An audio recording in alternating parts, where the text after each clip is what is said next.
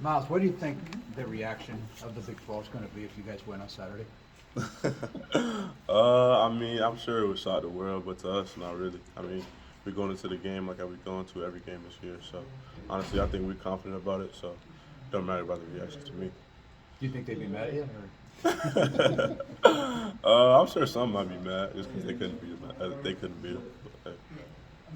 Kind of on that same note, is there a benefit to being kind of an underdog team with really nothing to lose at this point? Right. I mean, I'm sure. I mean, I guess it always feels good to be an underdog. You don't really have any expectations on you, so you can just go play loose and free. They have all the expectations on them, so they are worried, like making sure they're preparing enough, like not to let their guard down enough. So I think it's always a good thing to go as an underdog. I like going as an underdog, to be honest. We have seen this with playoff teams in the past. They keep winning, and like last week's game against Baylor for them is probably a really good example of this. Right. Like just being on the ropes and somehow finding a way to win. Do you like the idea of kind of being in that position where you could maybe be that team that does kind of spoil everything? I mean, definitely. That's what we've been talking about. It'll feel good for me, definitely, to be spoiled. Baylor was trying to do it last week, and we're gonna be trying to do it this week. And, I'm ready for the challenge. What is it about this team that could cause an upset? About our team, I mean, we're just a gritty team, gritty defense, an offense that's looking to improve every week, and I mean, I think we have what it takes to make it upset. To be honest.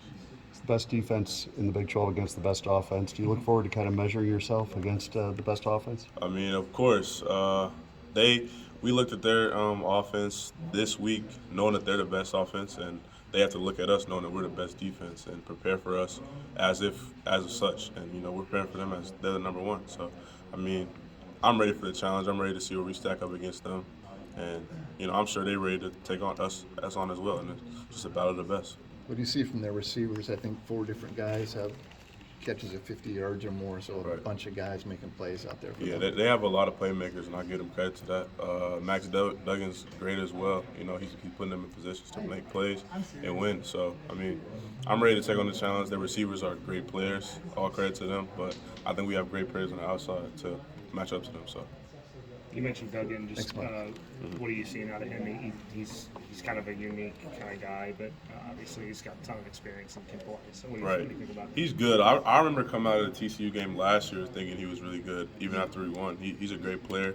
He makes plays with his feet. He makes plays through the air, and he's like a player that likes to make stuff out of nothing, basically. So, I mean, he's great. We got to prepare for him, and I'm ready for the challenge, like I said. But he's a great player.